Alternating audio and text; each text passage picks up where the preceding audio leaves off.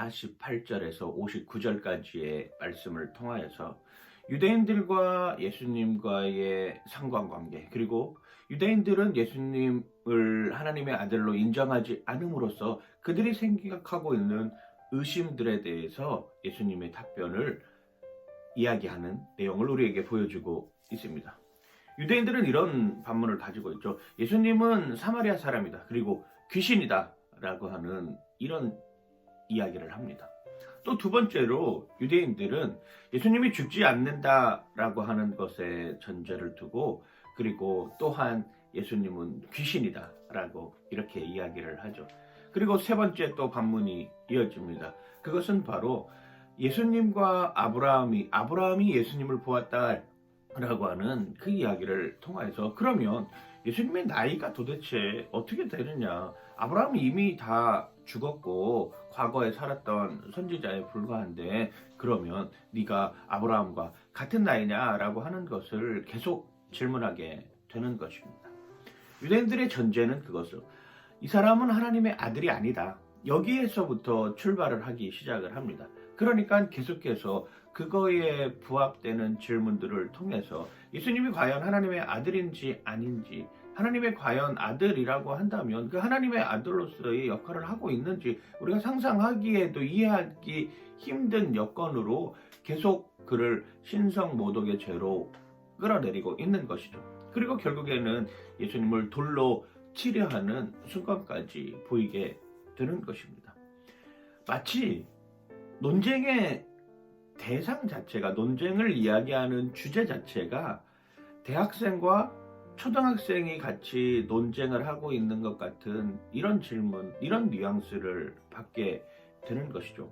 초등학생이 가지고 있는 지식적인 경험과 한계, 그리고 대학생이 가지고 있는 어떤 학습된 것, 그 다음에 지식, 그 다음에 가지고 있는 경험이라고 하는 것은 그 사이에는 어마어마한 갭이 존재하기 마련입니다. 그리고 그 초등학생들은 그러한 질문들을 통해서 대학생 형에게 가르침을 받고자 하고, 자신이 알지 못했던, 자신이 깨닫지 못했던 것들에 대해서 수긍하고 이해하려고 하는 이런 모습으로 질문과 답변이 오가는 형식이 아니라 그냥 떼쓰듯이, 그냥 무조건 내가 아는 지식선 안에서는 이 정도밖에 안 되는데 왜 그 이야기를 하느냐, 내가 아는 것은 1차원적인 사고의 삶의 방식인데 당신은 4차원의 삶의 사고의 방식을 이야기하면서 그 4차원의 삶의 사고의 방식을 왜 1차원에게 강요하느냐라고 하는 듯한 이런 뉘앙스를 보이고 있는 것이죠. 한계점에 다다랐다라고 하는 것입니다. 예수님은 영원에 대한 이야기를 하시는 것이죠. 예수님은 하나님 나라에 대한 이야기를 하고 있는 것입니다. 예수님은 하나님의 아들로서 창조의 사건에서도 함께하였고, 오늘 나와 있는 특별히 아브라함의 이야기 속에서도 개입하셔서 그 일을 진행시켰던 모습을 우리에게 보여주고 있는 것이죠. 그런데 유대인들은 말도 안 된다, 그건 허황된 일이다, 어떻게 그 일이 가능할 수 있느냐라고 계속 자기가 가지고 있는 지식, 자기가 가지고 있는 경험, 자기가 가지고 있는 한계의 상황 속에서 예수님을 바라보고 있다라고 하는 것이죠. 요한은 그런 것에 대해서 단호하게 이야기를 합니다.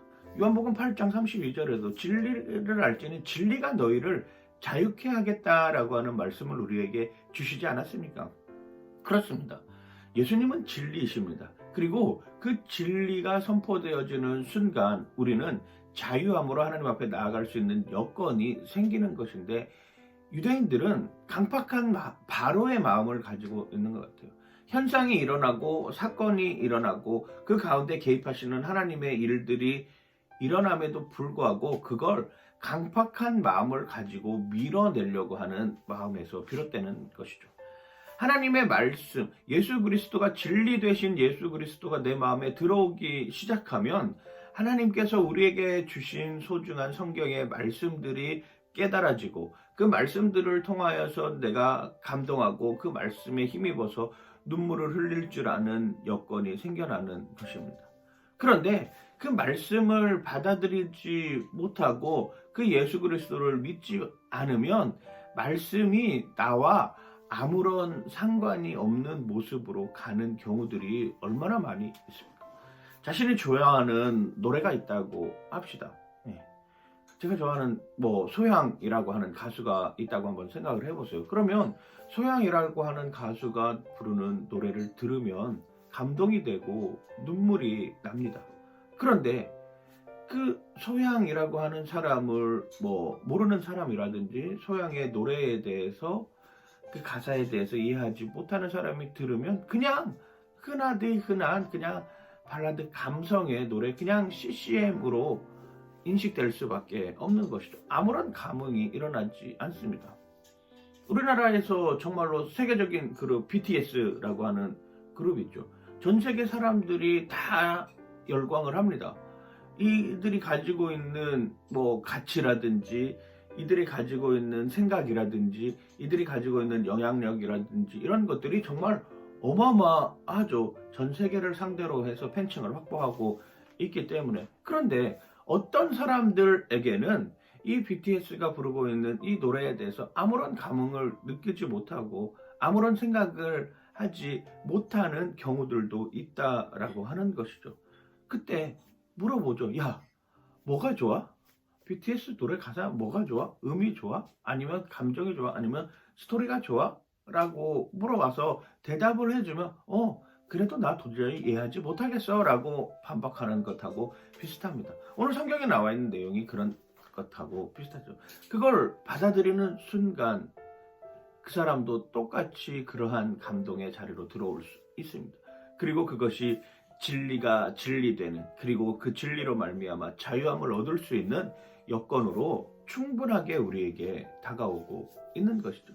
우리는 진리 되신 예수님 앞으로 나아가야 됩니다. 그것이 어쩌면 요한이 우리에게 전하여 주는 메시지라고 하는 것이죠.